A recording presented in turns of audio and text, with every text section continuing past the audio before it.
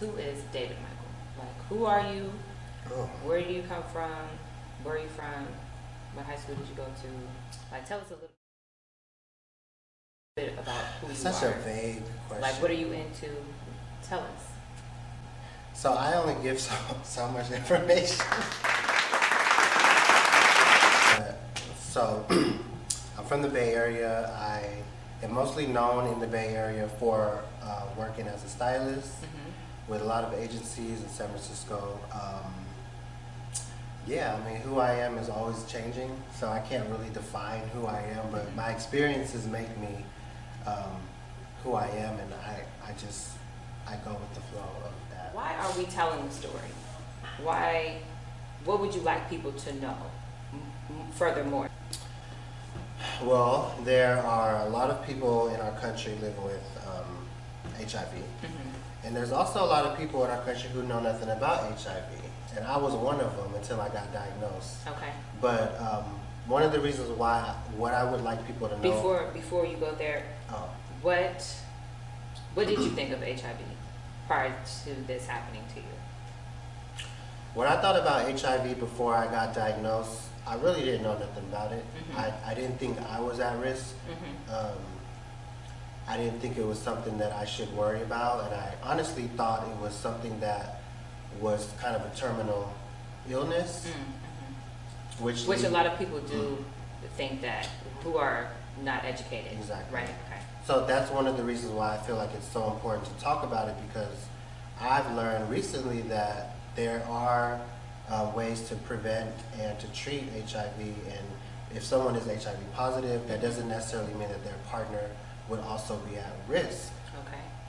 And that's something that I would like people to know, is that I'm not sick, I'm not gonna die, right? You know, I'm not unhealthy, right?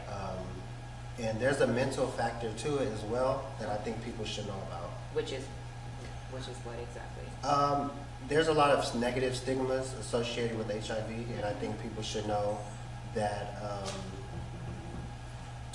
the more we talk about what HIV is and how it affects people and how we can go about living with HIV, right. I think that that would help with some of the stigmas associated with it, because there's a lot of people, unlike myself, who are not open and willing to speak about it, who might be dealing with things mentally, and that's really hard to deal with alone. So I would want people to know that there are people you can talk to about it, and there are a lot of people who are HIV negative who understand and are sympathetic, because I had a lot of people reach out to me and show me love. So I did see an interview, I think it was on the Breakfast Club, and someone came on there and they were talking about a pill that they take.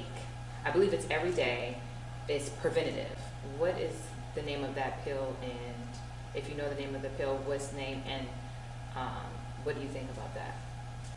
So that's a good question. So one thing people should recognize is different names of medicines are like different stores, they're different brands. Okay. But the actual medicine itself that you're referring to is what most people know as PrEP. Okay. And it stands for pre-exposure prophylaxis, and what that does is it prevents someone from contracting HIV.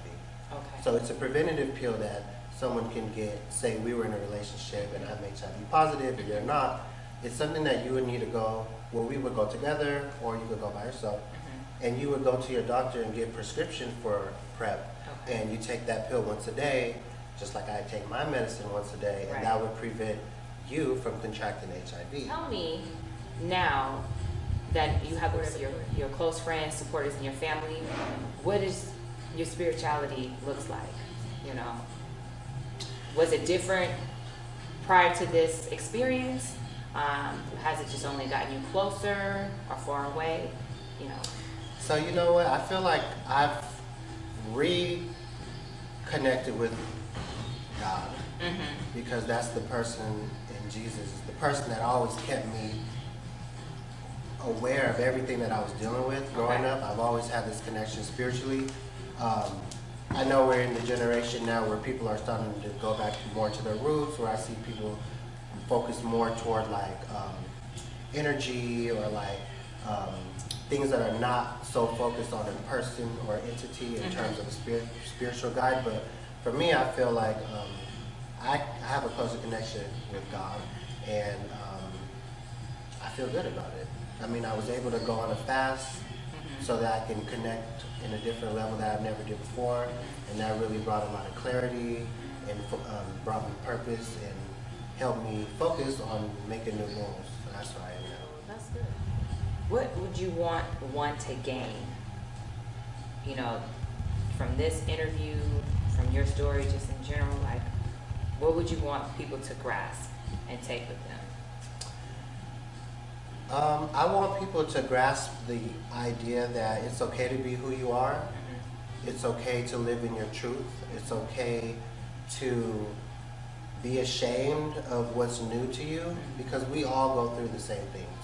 Everyone has a different diagnosis Right. in some form or another. Right. And I think it's important for people to be sympathetic to other forms of health that we deal with. You know, this is a form of health, whether it's physical or mental. It's something that I think that I had to deal with physically and mentally, and I would want other people who have no concept or idea of what I may be going through to realize that everyone is going through something. Right. And that if we are a little bit more sensitive and a little bit more cognizant of the things that we say, it can really save a life. Right. Because I really like what you said, the language, and I was paying attention to how you were answering my questions, and I'm like, okay, I need to change some of the things that I'm saying so that I'm, you know, now that I have this new knowledge and being respectful, you know, not sitting in that ignorance. So that's it. Thank you. Well, Right. Okay, this one here? Okay. All right. So thank you, David Michael, for coming through, sitting with me, speaking to the mic.